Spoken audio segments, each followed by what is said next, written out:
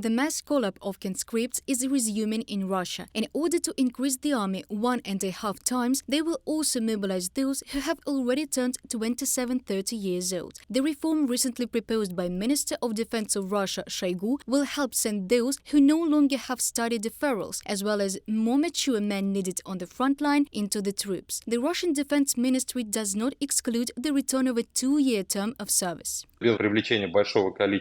Without attracting a large amount of so-called fresh meat, they do not count on victory. That is why they are taking the steps they are taking. It seems to me that their motives lie on the surface.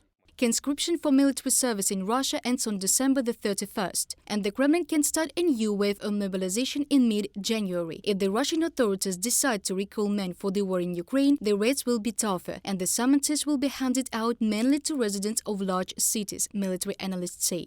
The first reason, there are no obvious signs that the authorities have given up on continuing the mobilization. They have let themselves off the possibilities.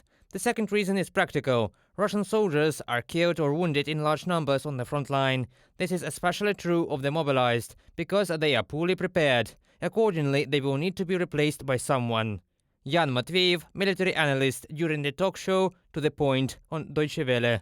As part of the reform, the Russian authorities plan to increase the number of the army to 1.5 million. That is, to call up another 350,000 people. This is going on amid rumors about a possible new wave of mobilization in recent months. So far, I cannot answer the question of whether it is possible to increase the army to the declared number by expanding those who are called up for military service. I don't think that this is very realistic.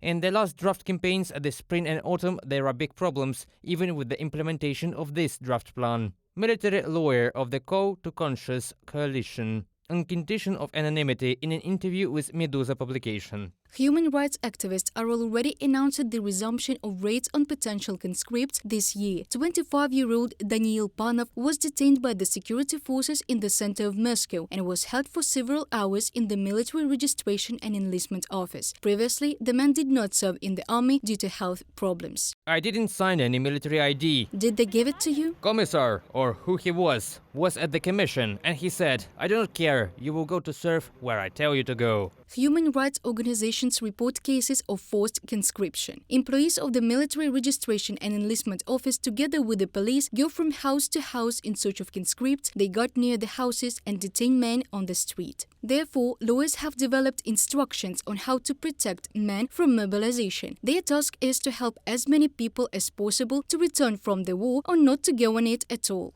It is much more difficult to fight from a military unit, so it is important to do everything in the previous stages so as not to get there. If you decide to leave the country after an attempt conscription, you can remotely appeal against the actions of the police or military registration and enlistment office. This will help you to avoid the institution of a criminal case, as well as to punish the military enlistment office and reduce the likelihood of a repetition of arbitrariness regarding conscripts who remained in the country. From the recommendations to refuse mobilization, a coalition of lawyers and experts from Russian human rights organizations. There are now a number of human rights organizations operating in Russia that specialize in helping those who do not want to go to war. They collected dozens of stories of conscripts who resisted arbitrariness and did not get into the army. Reported by Diana Kolesnik, Natalia Husak, UATV News.